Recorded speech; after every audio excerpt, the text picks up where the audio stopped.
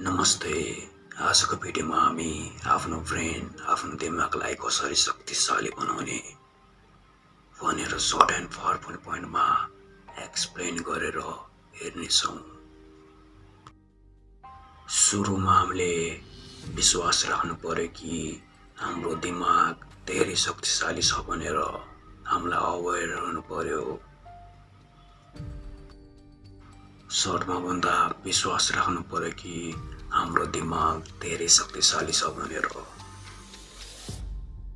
एउटा कथा अनुसार एउटा कुवाको व्याकुताले जाँचमा छ जब त्यसले सोच्छ कि विश्वास गर्छ कि त्यो आफू बाहिर निस्किन सक्छ भनेर।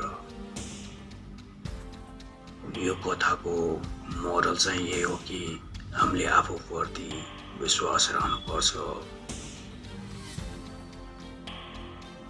सबैजना जिनियस हुन्छ तर विश्वास हुनु पर्यो। एउटा मान्छेको दिमाग कम्प्युटर भन्दा धेरै शक्तिशाली हुन्छ। कम्प्युटर किन सुपर कम्प्युटर भन्दा नि धेरै शक्तिशाली हुन्छ। कसरी भन्दाखेरि सुपर कम्प्युटर कसले बनायो? मान्छेले नै। त्यही भएर मान्छेको ब्रेनको यो सुपर कम्प्युटर भन्ने जस्ट एउटा ट्रेलर हो। हाम्रो मान्छेको ब्रेनको पावरको जस्ट एउटा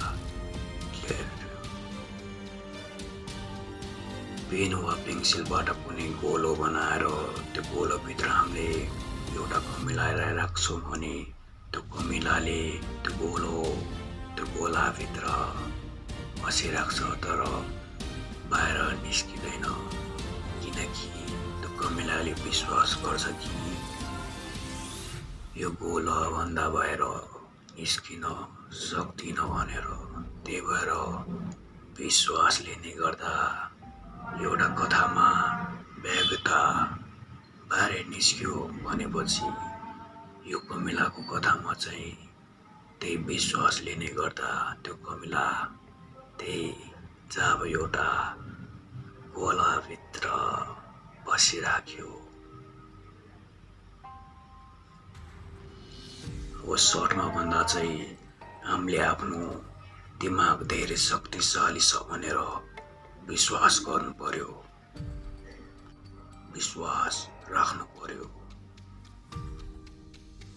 हामी सबैलाई थाहा छ कि हाम्रो दिमाग दुईटा भागमा डिभाइडेड छ, एउटा राइट एउटा लेफ्ट। र लेफ्ट ब्रेनमा चाहिँ हामीले लोजिकल सोच्ने गर्छौँ भने राइट ब्रेनबाट हामीले इमोसनल चिजहरू सोच्ने गर्छौँ। त्यस्तै लेफ्टबाट हामीले ल्याङ्ग्वेज बोल्न सिक्छौँ भने राइट ब्रेनबाट हामीले क्रिएटिभ थिङ्कहरू गर्ने गर्छौँ। अब लेफ्ट ब्रेनबाट हामीले प्रब्लमहरूलाई सल्भ गर्ने गर्छौँ भने राइट ब्रेनबाट हामीले आर्टहरू सिक्न सक्छौँ।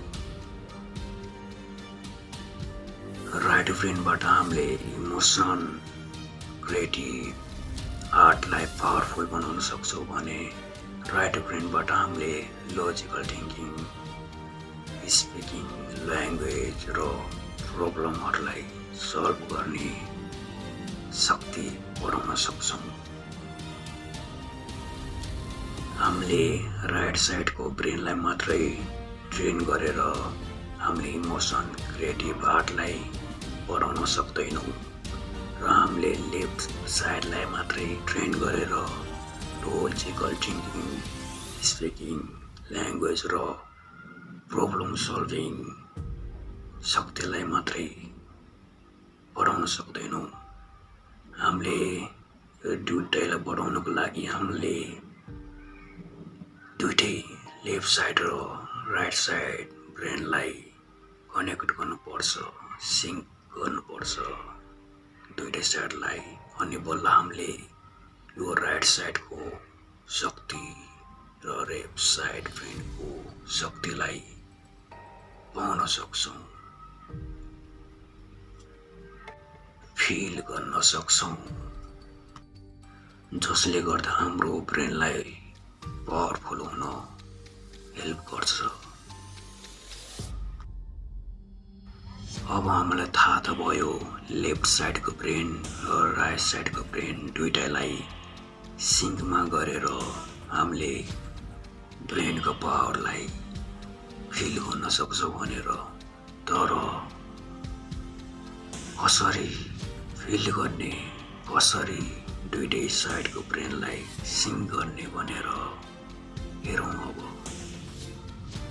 हामीले दुईटै साइडको ब्रेनलाई सिङ्क गर्नको लागि हामीले जस्ट फोकस गर्नुपर्छ। कुनै काम गर्नुभन्दा अगाडि हामीले 2 मिनेट कुनै चिजमा फोकस गरेर र आफ्नो डिस्ट्र्याक्सनहरूलाई हटाएर 2 मिनेटभित्र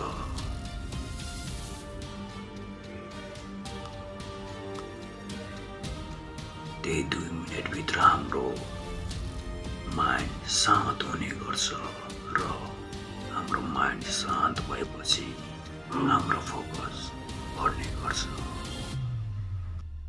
अब यही फोकसलाई लिएर हामीले आफ्नो कामलाई अझै सजिलो तरिकाले र छिटो तरिकाले र अझै जिनियस तरिकाले गर्न सक्छौँ कुनै पनि कामलाई। अब हामीलाई यो त थाहा भयो हामीले फोकस गरेर शान्त गर्नुपर्छ आफ्नो ब्रेनलाई भनेर। तर फोकस चाहिँ कसरी गर्ने हेरौँ। फोकस गर्नलाई हामीले जस्ट एउटा कुरामा ध्यान दिनुपर्छ, एउटा कुरामा मात्रै फोकस गर्नुपर्छ। हजार एउटामा एउटा चिजलाई मात्रै फोकस गर्नुपर्छ। एक्जाम्पलमा भन्दाखेरि हामीले जस्ट आफ्नो ब्रिथिङमा ध्यान गरेर हामीले आफ्नो फोकसलाई बढाउन सक्छौँ र हाम्रो फोकस कसरी बढ्यो थाहा पाउनको लागि हामीले ब्रिथिङमा ध्यान दिँदै हामीले आफ्नो हार्टबिटलाई सुन्न सक्छौँ। र यदि हामीले आफ्नो हार्टबिटलाई सुन्न सक्यो भने हाम्रो फोकस स्ट्रङ छ, पावरफुल छ भनेर बुझ्न सक्छौँ।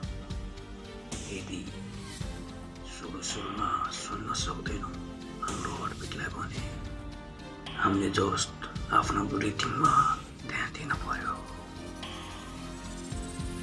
जसले गर्दा हाम्रो फोकस त बढिरहेको छ नै, तर हाम्रो फोकस गर्ने चाहिँ गर्दैन।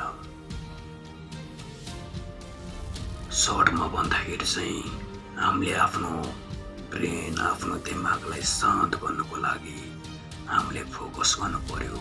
र त्यो फोकस कसरी गर्ने भन्दाखेरि जस्ट हामीले आफ्नो एउटा चिजलाई मात्रै फोकस गर्नु पर्यो। हजार एउटामा जस्ट एउटा चिजलाई मात्रै फोकस।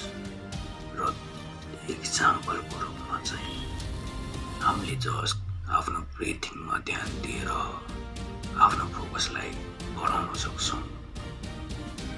भन्नाले आफ्नो फोकसले गर्दा आफ्नो ब्रेनको पावरलाई बढाउन सक्छौँ, फिल गर्न सक्छौँ। हामीले आफ्नो आँखाले कहिलेकाहीँ सपना देखिरहेको हुन्छौँ, सोचिरहेको हुन्छौँ। आफ्नो सपनालाई चाहिँ इमेजिनेसन गरेर फिल्मको जस्तै सिन बनाएर आफ्नो दिमागमा हेरिरहेको हुन्छौँ। यो गर्दा के हुन्छ, यो गर्दा के हुन्छ भनेर। यसलाई नै चाहिँ हामी भन्छौँ डे ड्रिमिङ। यही आँखा खोलेर हामीले सोचिरहेको चिजहरूलाई यदि हामीले फिल्मको सिन वा कुनै पनि घटना इमेजिनेसन गरेर हेर्न सक्छौँ, हेर्छौँ पनि हाम्रो यो गर्दा पनि हाम्रो दिमागको पावर शक्तिशाली हुने गर्छ। हामीले फिल गर्न सक्छौँ हाम्रो दिमागको शक्तिलाई।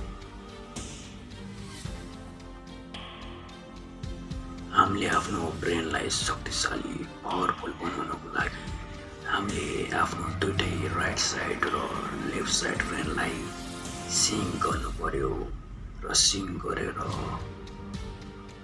फोकस गरेर त्यो फोकसलाई काममा लगाएर र कामलाई आफ्नो डे ड्रिमबाट सोचेर इमेजिनेसन गरेर हामीले आफ्नो ब्रेनको पावरलाई पावरफुल बनाउन सक्छौँ, जसले गर्दा हामीलाई कुनै पनि काम गर्नलाई अझै सजिलो तरिका भेटाउन सक्छ।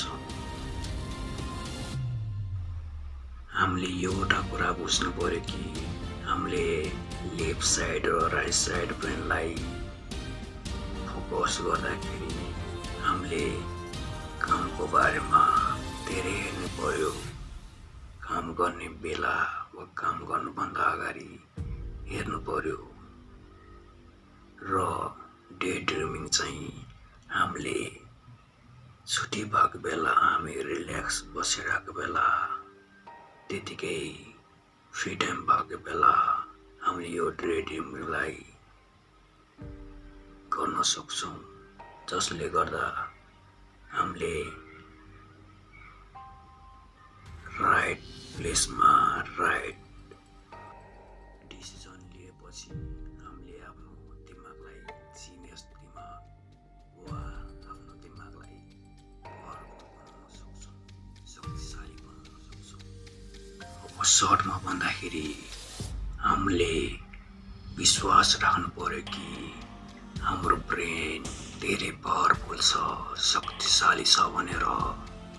अनि सेकेन्डमा हामीले आफ्नो ब्रेनलाई फोकस गरेर हाम्रो आफ्नो दिमागलाई शान्त गर्नु पर्यो र थर्डमा हामीले डे ड्रिमिङ गरेर क्रिएटिभ पावरलाई बढाउँछौँ। यही थियो 3टा पोइन्ट जसले गर्दा हाम्रो दिमाग पावरफुल शक्तिशाली बनाउन सक्छौँ वा फिल गर्न सक्छौँ। अब फेरि अर्को भिडियोमा छिटै भेट्नेछौँ। त्यति बेलासम्म see you, take care.